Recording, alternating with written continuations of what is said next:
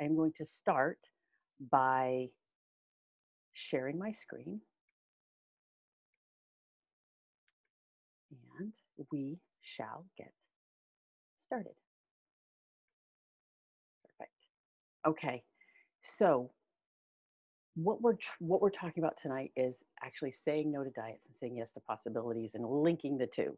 Why do I have to say no to diets in order to say yes to possibilities? And what is it about dieting and diets that don't work? Why don't they work? And how can we move forward if that's the case, if we're not comfortable and confident in our bodies as we are? So I am going to share a little bit about my own story here as well, and we're going to dive right in. Please feel free to ask questions as we go along. There's a Q&A, so please feel free to do that. I'll try to click up to see if anything's popping in. I will save some time at the end to answer questions as well. So the company name that I came up with is Shaping Perspectives. Shaping Perspectives, a woman's way to joy. Shifting and shaping your perspective on food, eating, weight, body, exercise, self-care, self-talk, how we talk to ourselves. So it's a name that really means something to me, because as soon as we can open our minds to look at ourselves differently, lots of things can change. So let's start. Before I click to the next slide, I want you to take a deep breath, be present here. If you have a piece of paper, feel free to, have something with you so you can jot down some notes if you want. But I am going to pop something up and ask something of you on the next slide. And I want you to notice what thoughts come in, what thoughts come into your head, what feelings might come over your body. Okay, you ready? So just notice, curious observation. Before we even start, if I were to ask you to step on a scale, what happens? What happens to your self-talk? What happens to your thought process? What happens to your body? Is there any tightness? Is there any tension? Is there any anxiety? Is there anything? So I just want you to take notice of that. What thoughts, what feelings, what phrases pop into your head? If you would like to share them in the chat box, please feel free to do so.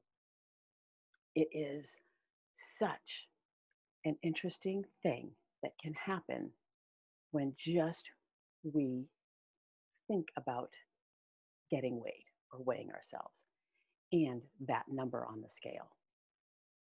So understanding your own thoughts when I even say that is awareness of where we're going from here.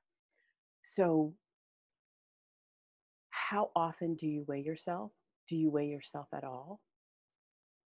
Do you avoid going to the doctor because you're going to get weighed? These are just questions to ask yourself.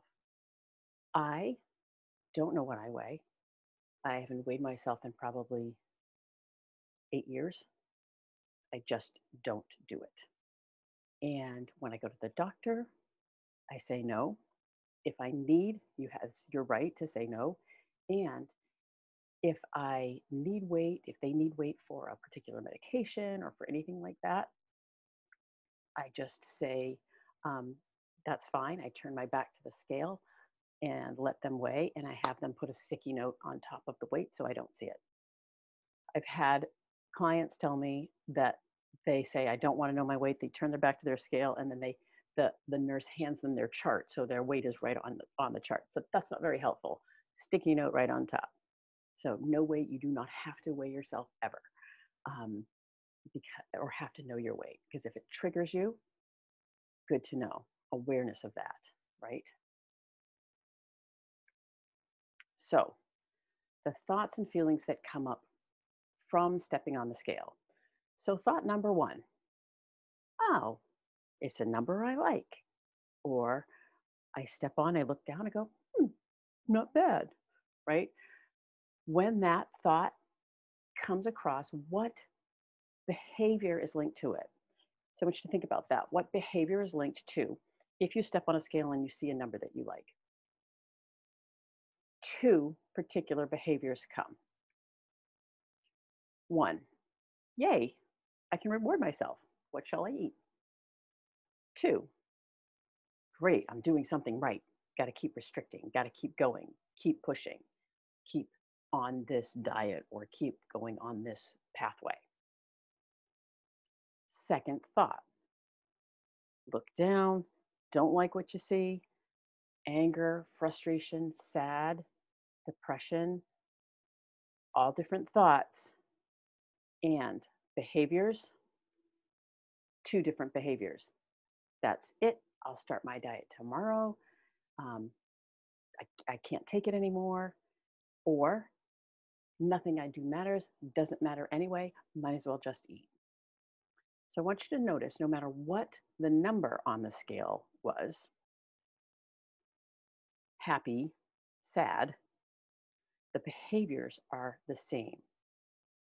Either eat or don't eat, right? So we're either restricting or pulling into restrictive behavior, or we're flipping the switch and saying either eating as a reward, we'll talk about that a little bit later, or doesn't matter anyway, might as well just eat. So almost eating for punishment, right? So this is just a really good awareness of yourself and your thoughts around stepping on a scale and what that does for you. So as I said, I do not get weighed and I haven't gotten weighed for a long time. So I'm going to take a few minutes to share a little bit about my story. This is me at about 3 years old. And when I was 11, I was weighed by my doctor. And the doctor pulled my mom to the side and said, you got to watch what she eats. She's at the top of her, the little weight ratio thing. So you got to start railing in what she's eating. You don't want her to gain any more weight. And so restricted eating started at home. The other thing that happened with that particular event is inside my head, I connected, I must be fat. Because just a year earlier, my brother and his friends had a nickname for me, was Annie Fanny Farmer. So all of a sudden, I have these two little teeny childlike experiences that have planted a seed in my brain that I am fat. I don't look like the other kids. I am different. I should be smaller. I should be thinner. Right after that, head to the store for school clothes, heading into junior high, and I can't fit in the regular section.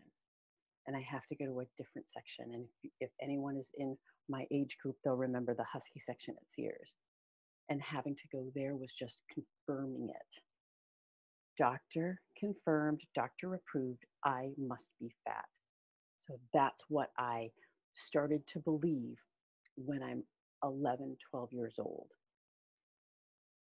The only thing I knew at that time was I had to lose weight because weight loss would equal happiness, it would equal acceptance, it would equal fitting in and belonging, people noticing me. So I went on a diet. Very first diet, 11 years old, spiraled me into anorexia nervosa. That lasted about 3 years within my early teens, preteens.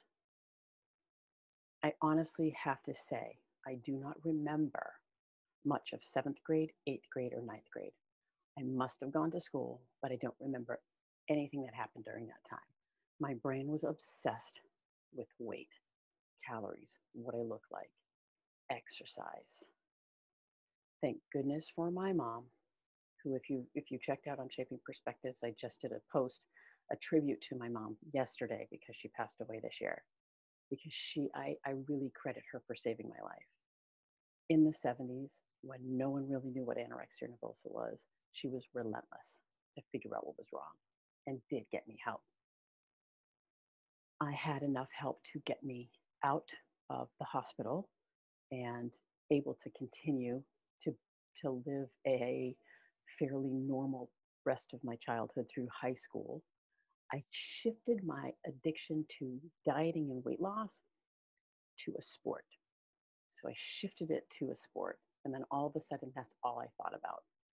So there was an obsessive behavior that has been with me for most of my life. Everything that is on this little sheet here, I have succumbed to. Low self esteem, peer pressure, guilt and shame, picky eating. Oh, I'm a vegan, I'm a vegetarian, I'm keto, whatever. Um, Bulimia, exercise bulimia, compulsive overexercise, depression, binge eating, ran the gamut. So this has been kind of the way I've lived my life. I actually went into fitness because that actually fed my disorder. If I'm in fitness, I will have to stay in a body that is the right size for society if I do this. So I spent 30 years in the fitness industry. And it wasn't until my body started to break down about 6 years ago. I was actually lying in a hospital bed. Some of you may have heard this story before. They were going to break my tibia so that they could line up my leg so that I could continue to pound on it. And when the doctor came in and said, your knee is too bad, I can't do this surgery for you. So if your knee is too bad, I can't do the surgery. I woke up, couldn't do the surgery. They just cleaned it out. And it was my moment of, what am I doing to myself? And pausing, hitting the pause switch and saying, what do I want with my life? There must be a better way than this continuous pounding and always worried about my weight. So that's when I went back to school and became an eating disorder specialist and an intuitive eating coach. So I'm going to share two different books that changed everything for me. One was Health at Every Size by Linda Bacon. She also has another book, Body Respect, which is similar, which is a very, very, very good book. And also Intuitive Eating by Elise Reich and Evelyn Trebold. Those two books gave me a whole new perspective on weight, body, food, exercise, taking care of myself, all of it. I don't really even use the word exercise very much in my vocabulary now. I have 30 years of experience in exercise, and yet now I call myself a movement and play coach because I have disconnected exercise from my vocabulary. It is about moving my body in ways that make me feel good and are joyful, and playing. What do I want to do with my body that feels good to me? And the other key piece of information that I learned for myself was self-talk, understanding the damage that our own internal voices can do. So that's just a little bit about me, and I'm going to kind of move on. So why do diets not work? We have 95% of diets fail. The first studies on this were done 30 years ago, and 95% of diets were not working then. And it's still at that number. And yet, what's the very first thing that people search and seek when they don't feel good about their bodies? Going on a diet. 91% of women are unhappy with their bodies. It's no wonder 95% of diets fail because everybody's doing them. Our culture has opened this door to, this is the way you're supposed to look. In order to look that way, you must restrict what you're eating, eat less, exercise more. That's what we've been taught. That's what I taught as an exercise professional. I am as guilty as charged, but that's the only answer. And there is another answer, and that's what we're going to discover today. Because of that, 81% of 10-year-olds are afraid of being fat. If you noticed, a couple of weeks ago, we talked to someone and she was sharing the story about her kindergartner who came home from school and was called fat and was, upset and told her mom. Kindergarten, what message are we as adults giving our next generation? 50% of women are on a diet today. That seems low to me, but that's what the stats say. The average woman spends 17 years of her life dieting. Just think about that for a second. Think about number one, how you feel when you're dieting, and then realize that we're spending 17 years there of our lives. And the dieting industry is a $72 billion a year industry. These are just stats that are out there. And this is why the Body Joyful Revolution is something different. We are changing the conversation, trying to change the conversation. And by sharing some of these stats and some of the science behind it, that's where we can really make a difference for our next generation, as well as ourselves.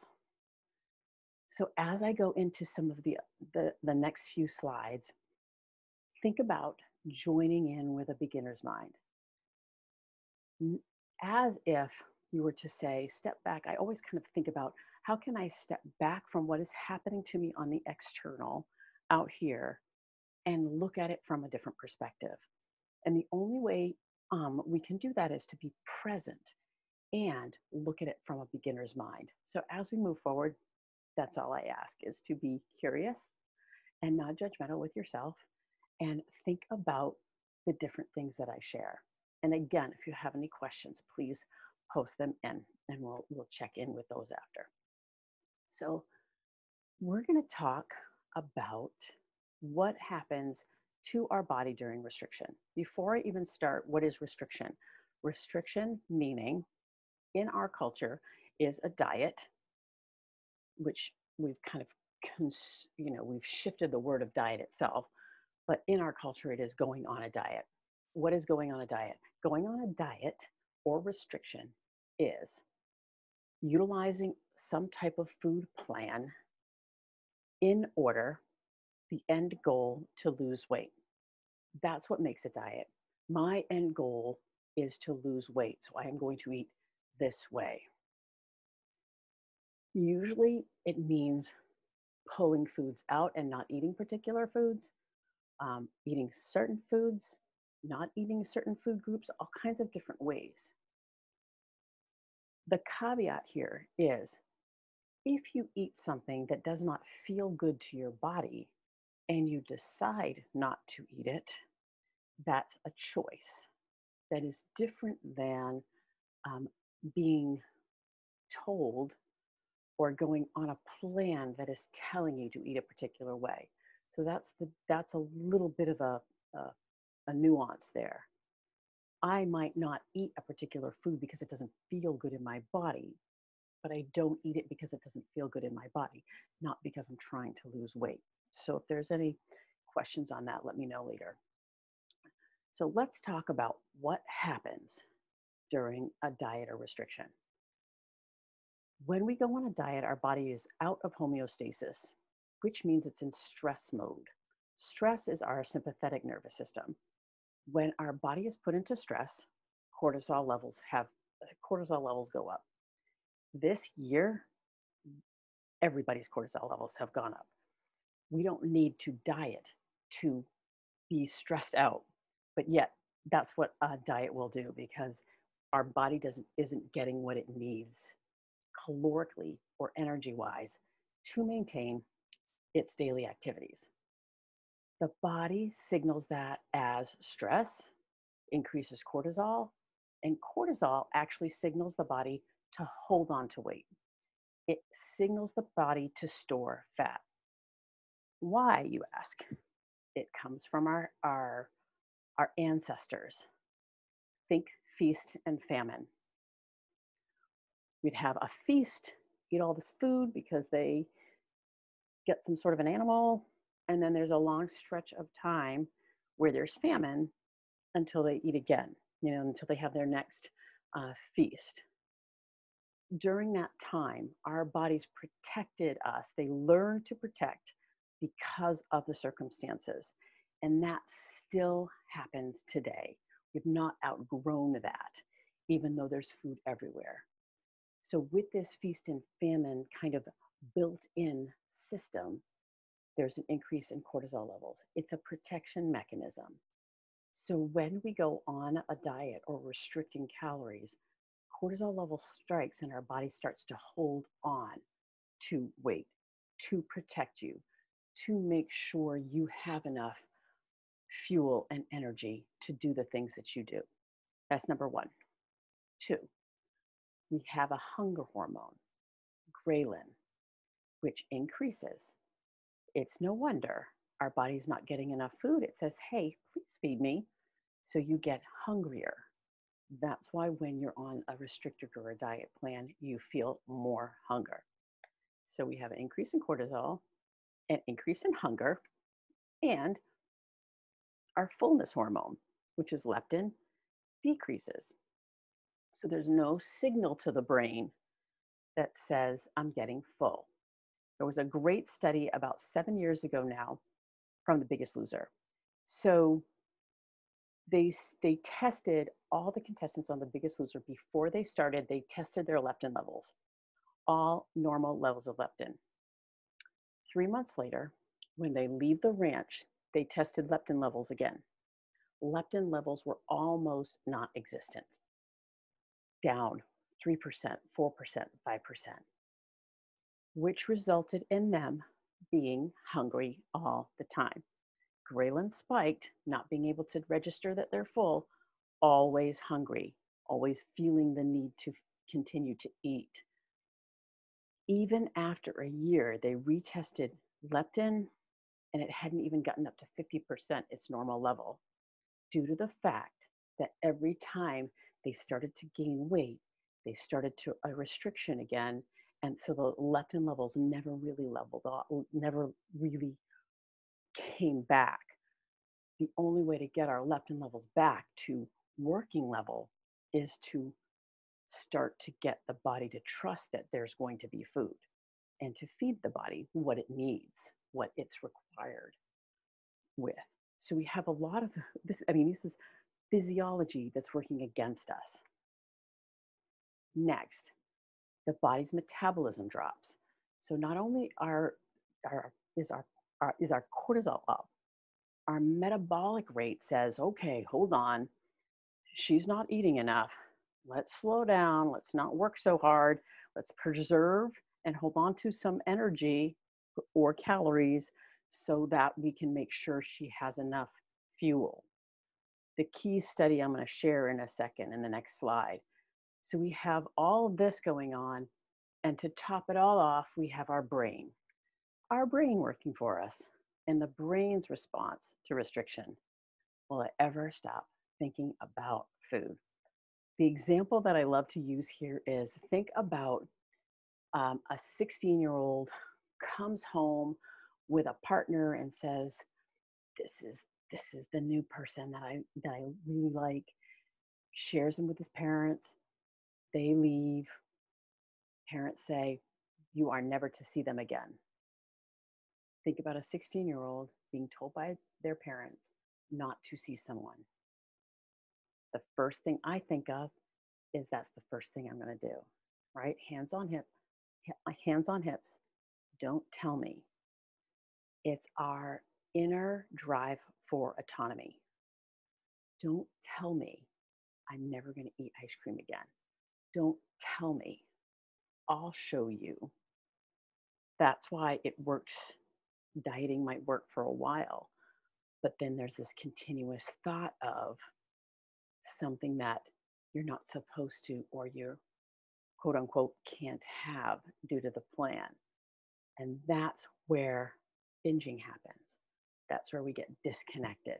So all of these things are working against us when we go on a diet.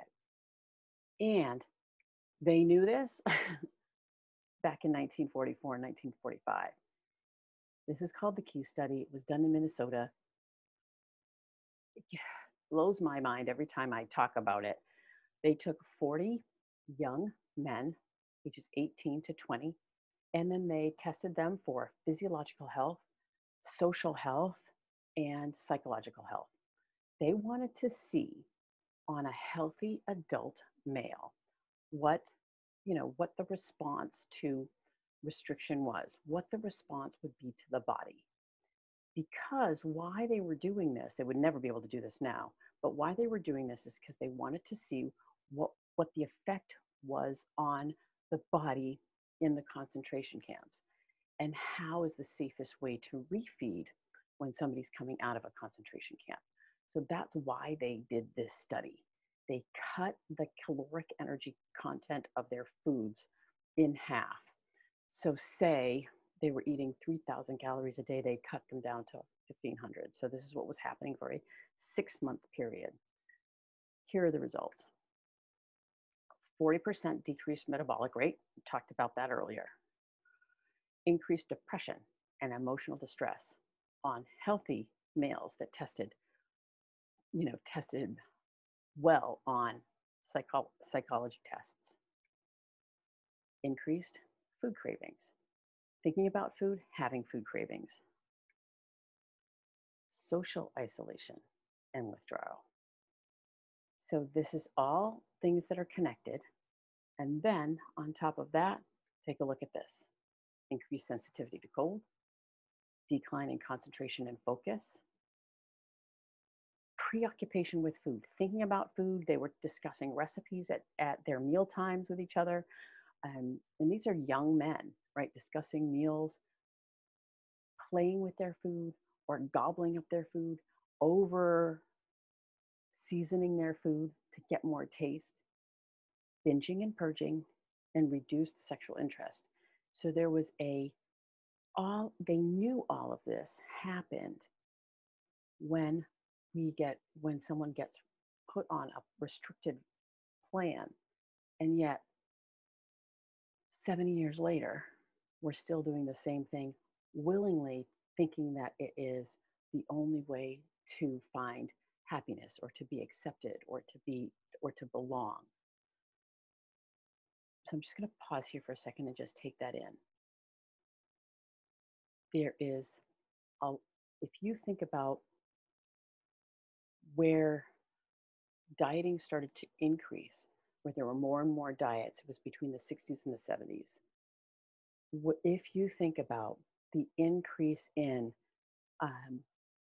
obesity, quote unquote, I don't want to use that word because it's not anything that we really, it's not the best word for this, but obesity in the United States, they use the BMI. That's a whole other webinar that I won't dive into, because BMI was not designed to test our health.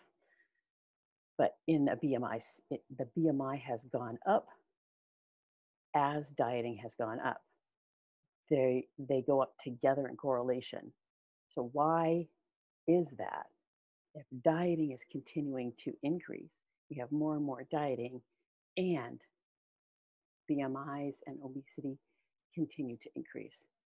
They're connected. There's a correlation. Interesting correlation.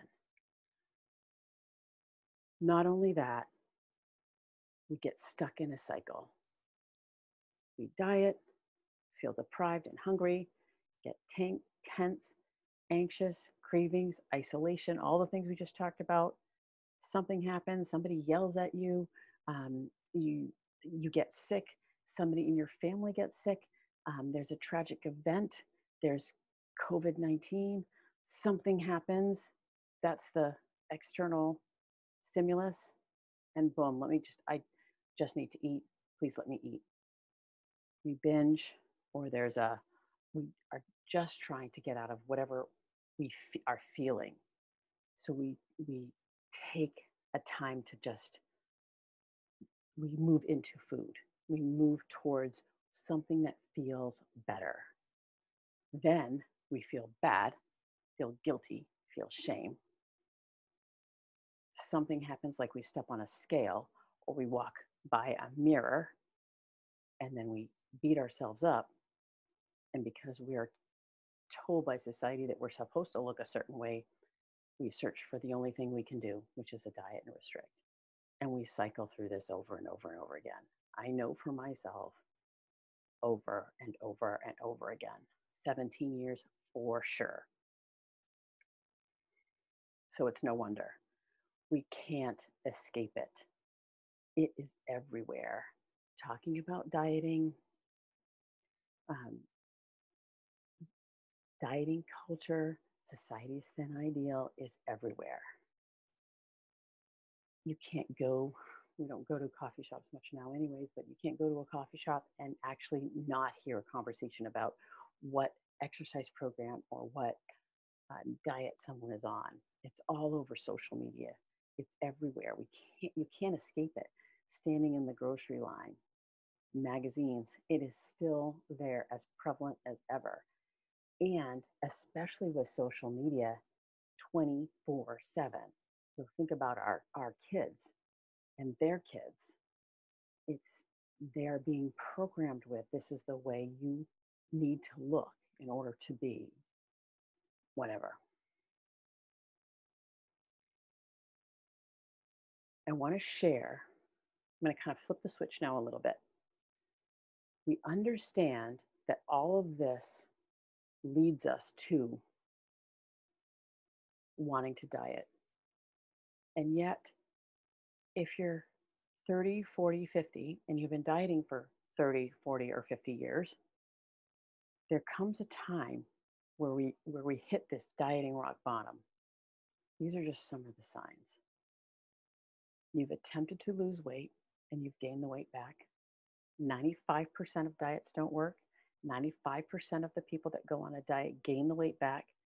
66% actually gain more. You're tired of placing value on the number on the scale. You realize that when you weigh yourself, you feel a certain way and then behave a certain way. You're worried about weight all the time. You're in the I should, I shouldn't, I was good, I was bad. You dread the foods that you love because you feel like you can't control yourself around them. You don't look like the way you look in your body, or you eat to numb out and feel and for to numb out and feel comfort. And your life has been clouded by obsessed thinking about food. How much time during your day do you think about your body and food? This is a good kind of assessment. 90%, 95%, 80%? What does it look like? When we hit rock bottom, when we hit this dieting rock bottom, it's time to say, wait a minute. What I'm doing is not working. Where else can I turn? What else can I do? That's where we know we have another way. And it's making a choice.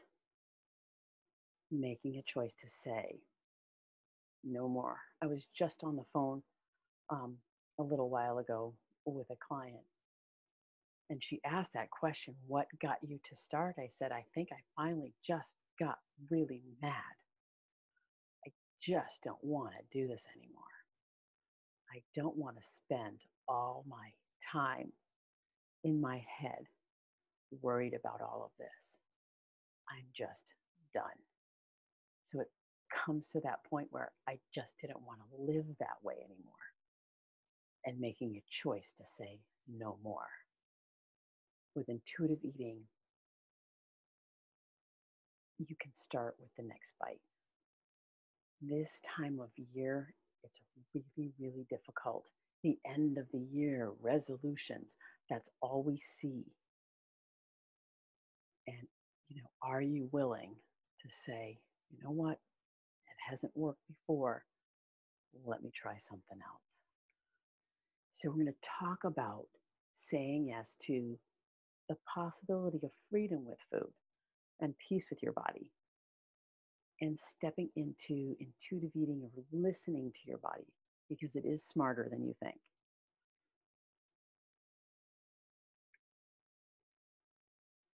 To start, we are talking about hunger and fullness.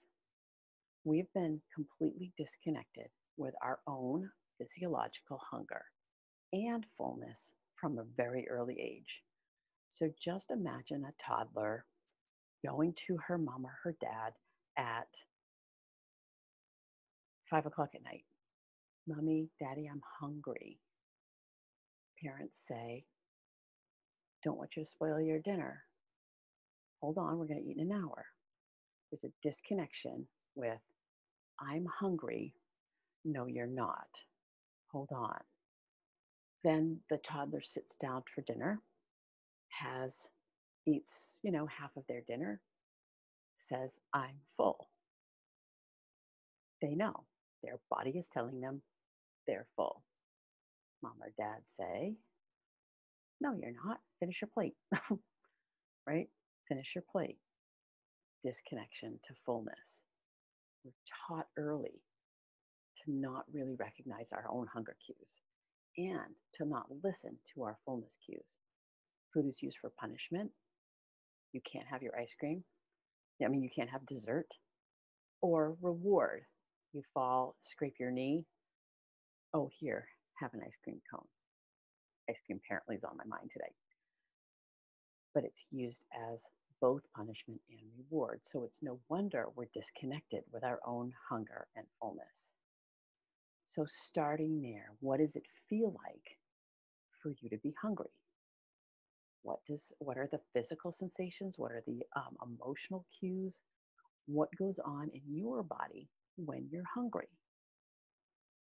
It's asking those questions and then becoming aware. I remember for me, I did not know anything in the middle of starving and overly full. That was it. If you think about a hunger scale, give you a hunger scale 1 to 10. I knew 1 and I knew 10. I didn't know anything in the middle. And that's okay. It's starting there though, starting to tune into your body and what your body feels like when you're hungry and what comfortable fullness feels like. So how do we do that? We start with becoming aware of your own eating. When do you eat? How do you eat? Why do you eat? Where do you eat? Who do you eat with? Right? All of these questions. Do you eat at 8 o'clock in the morning because it's breakfast time? Do you eat at 8 o'clock in the morning because you're hungry? Who are you eating with? Are you eating in front of the TV? Are you eating while you're driving? Are you eating while you're working? What are you eating? Is it something quick? Is it something easy because you don't have time? These are all just curious questions to start with. Becoming aware of your own eating patterns and your own eating behavior. Are there times in the day that you have a hard time feeling like you're out of control with food? Are there people that you are conscious about eating around? Do you eat distracted all the time? Where are you eating? Do you actually, are you eating alone or are you eating with people? Why are you eating? So it's this whole exploration for yourself. I use the term experiment. We experiment with finding out why, when, how, and what we eat, and then tuning into our bodies a little bit more to let them take the lead as opposed to an external plan from somebody else. Another thing to think about is when it comes to diet and restriction and this flipping of the switch to more of an intuitive way of eating is satisfaction. If we're not satisfied with a meal, there's a tendency to forage for more food. There's a tendency to try to feel satisfied. So here's an example. Have you ever gone to a restaurant and you look at the menu and you say to yourself, oh, that looks really good. I really would like that. And then you look and you go, I really shouldn't eat that. Like all this other dialogue starts. And then you see something else that, oh, I should have that. That's the healthy choice. That's what I should eat. And you choose that. When you're done eating, there's more of a likelihood to either stop somewhere on the way home or when you get home, forage for food because you weren't satisfied with the meal. You did not eat what you really wanted to eat and it did not satisfy you versus picking the food that you really want, enjoying it, tasting it, and eating it. There's less of a tendency to be, you're satisfied after the meal, so there's less of a tendency to even be thinking about food for the next couple of hours. So there's a real big importance to satisfaction, your satisfaction with your meals and food. If you're eating really fast, you're not really even registering that you're eating. So are you satisfied? Maybe, maybe not. But that can be a connection too. So there's a link to satisfaction, another kind of little nuance with intuitive eating that is really important to explore and experiment with for yourself.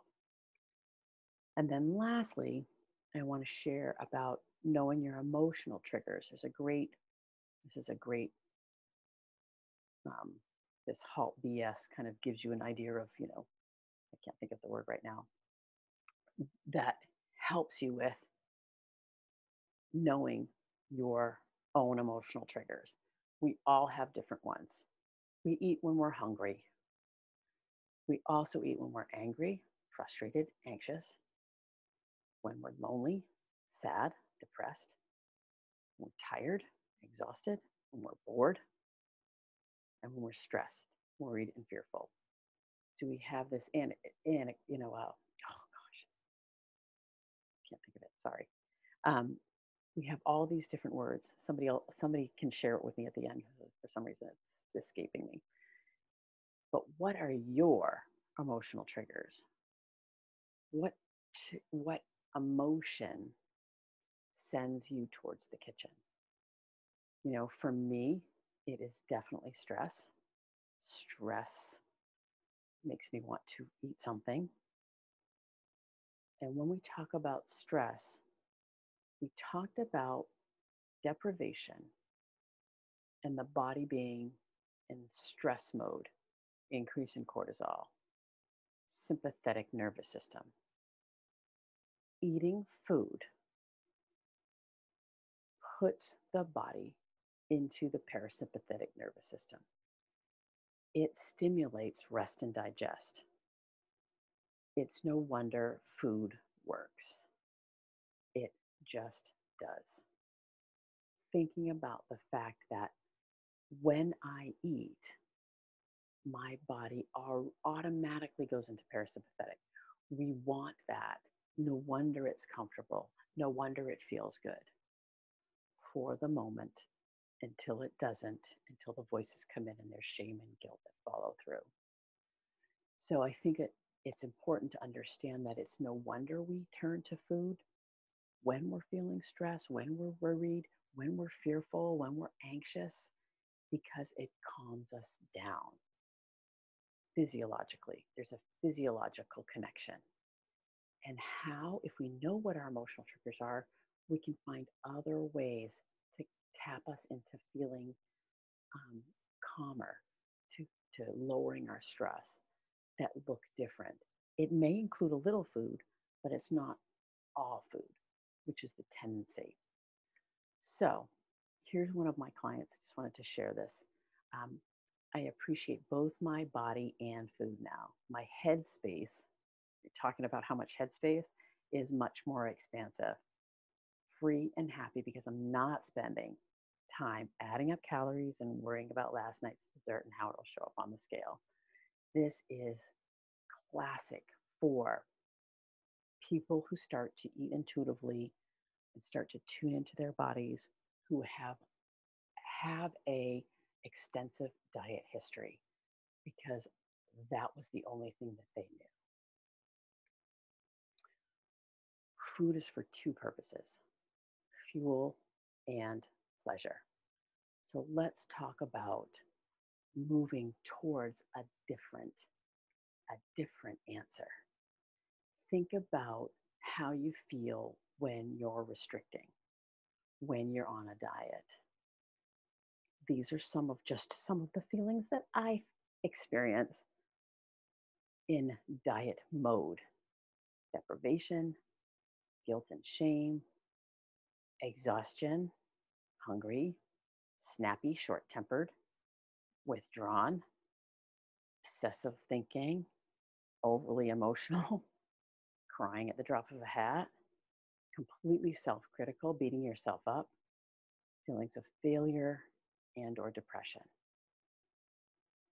Isn't it time, if we know that diets don't work, isn't it time to release that particular word and that particular behavior from your lifestyle? That's what the body revolution is the body joyful revolution is designed for. It is for women to step up and be connected and change the conversation. Let go of the numbers and shift to a different way of thinking. One of my very first clients, this was the best text I ever got. It was a text that came in and I showed it directly to my husband as soon as it came in. Best news, I don't appear to be obsessed with sweets all the time anymore. It's strange and fabulous. She was always obsessed about sweets because she was told she could not have them as a kid. In the past, I spent all this time and energy, mostly emotional energy, planning, eating, and feeling bad about myself. I wonder why I have so much. No wonder I have so much energy. I just saw a question pop in, so I'm going to pop in there. What do you think about intermittent fasting? That's a great question. I'm going to save that till the end, okay? So, but that is a great question because that's something that's going on right now, right? Just trying to move that so it's okay. So I'll address that at the end. Saying no to diets was the best decision I ever made. Basically, once I said no, I opened up brain space. I opened up brain space to go back to school, to learn new things, to start a company, to leave a to get a job actually at a place where this is the message, to learn more, from there to start my own business and to write my book. I would never have done any of that in that other space. Saying no to diets opens up brain space, saves time, energy, money, effort. So imagine the possibilities when you say yes to yourself. Saying yes to food, yes to movement, yes to feeling good in your body, no matter what size or shape it is. So when we say yes, just imagine some of these things once we say yes. Enjoying friends or family for dinner and outing, saying yes. Yes, I'll go to that graduation. Yes, I'll go to that family dinner. Oh, so many family dinners I did not go to. Choosing food that you love to eat. Yes, I'll meet you for ice cream after work, right? And enjoying it and sitting and enjoying it because it's not a restricted food that is eaten alone in secrecy. Imagine feeling comfortable and confident in your body, no matter what size it is. This is my body. I'm looking at all the wonderful things it does.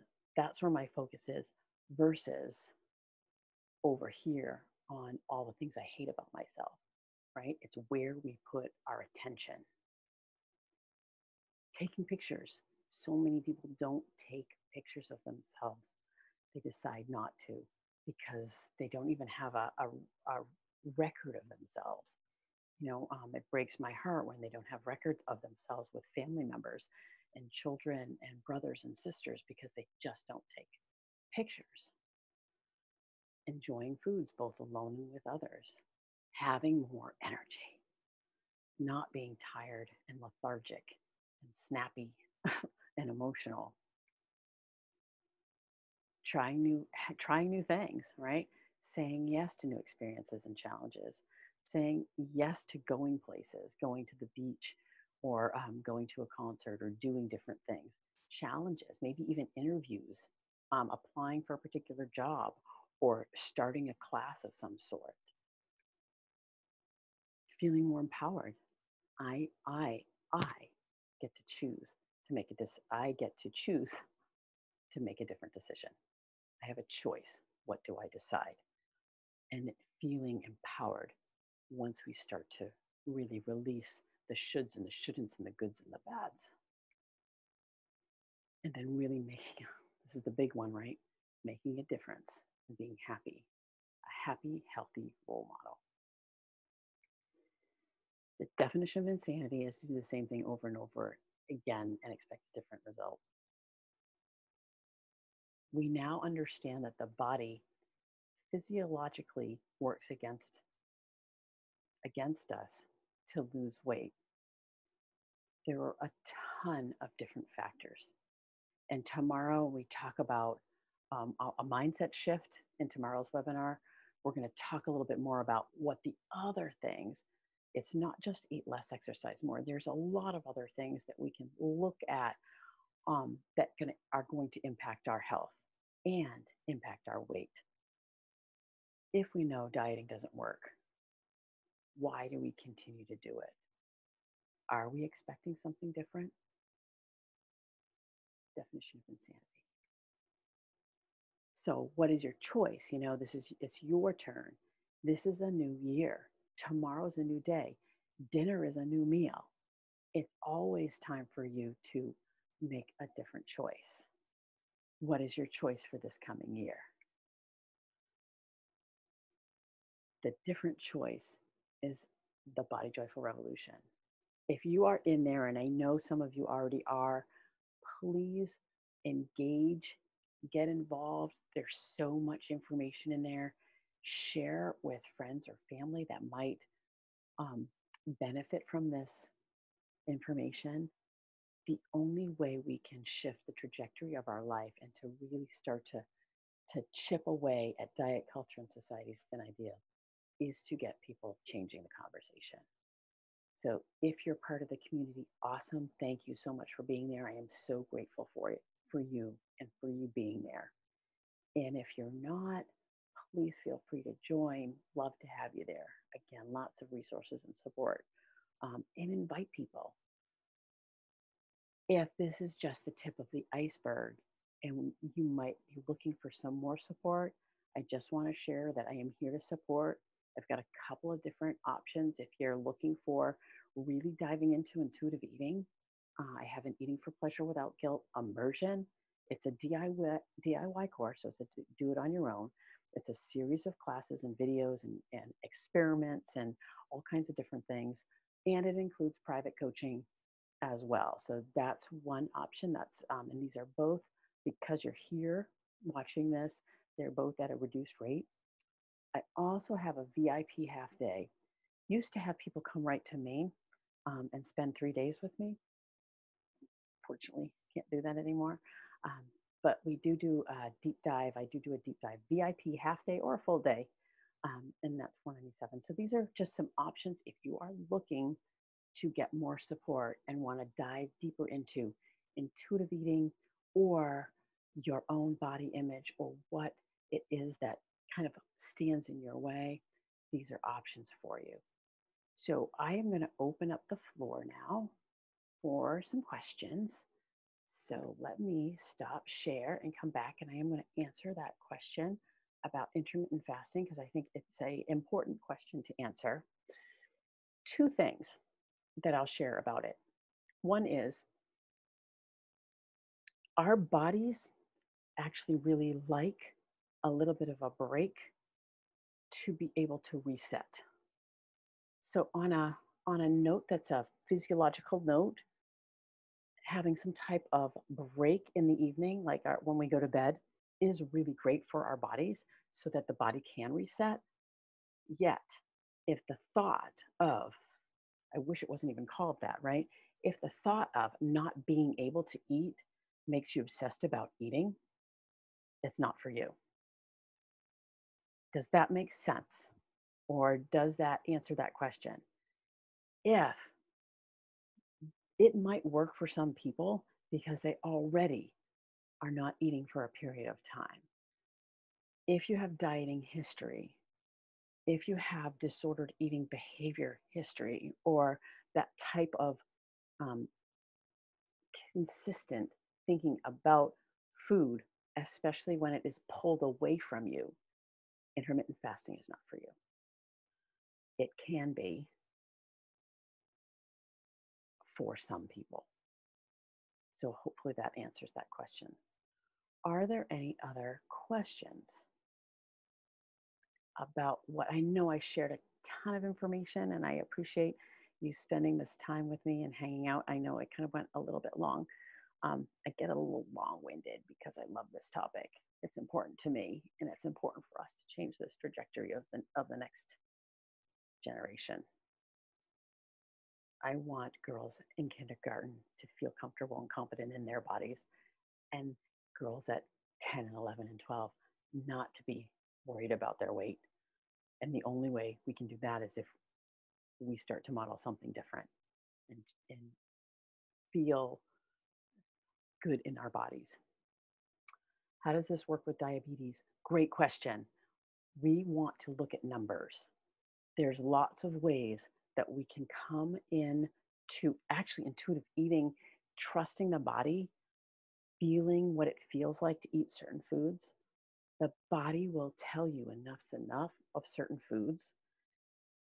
When we turn off the shoulds and the shouldn'ts, all of that piece, and the goods and the bads.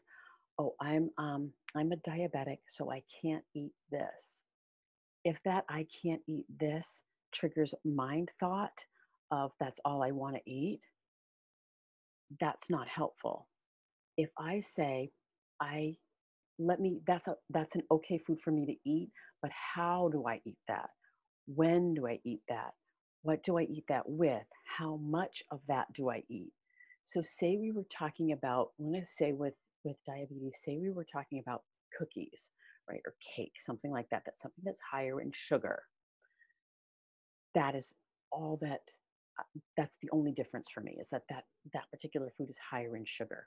And yes, it's going to create an insulin spike.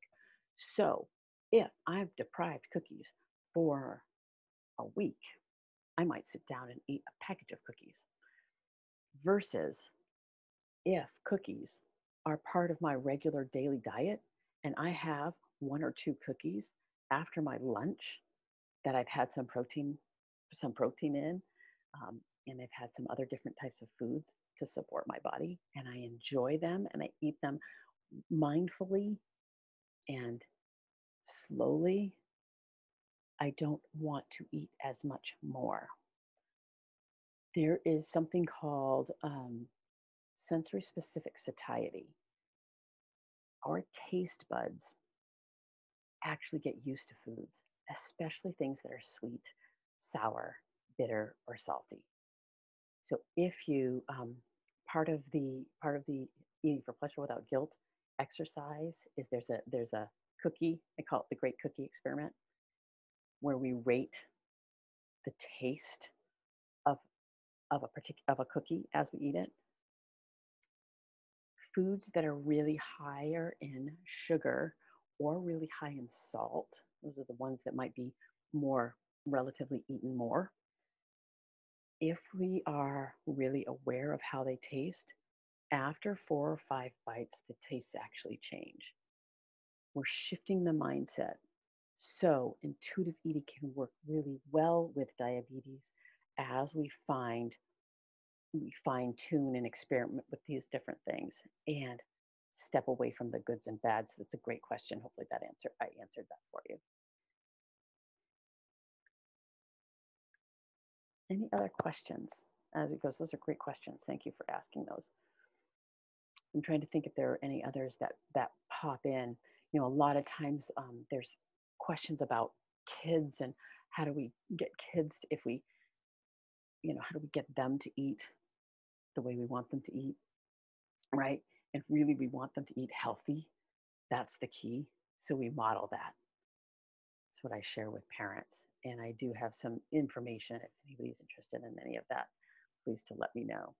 So Thank you so much for being here. If you would like any additional support, please feel free to reach out. And tomorrow, we're doing the most important mindset shift of 2021. And we're going to be talking about how to step into utilizing this intuitive eating, but also utilizing all the other things that go along with being a body joyful woman, stepping into that. And we're going to talk a little bit more about our inner voice, our mindset, and how do we shift that and change that as well, because that's a big part of this. So thank you very much for joining me. Thanks for taking the time to be here. And if you have any other questions, pop them in the Body Joyful or join the Body Joyful. There's lots of stuff there for you. Okay. Thank you very much. Thanks for being here. Bye bye.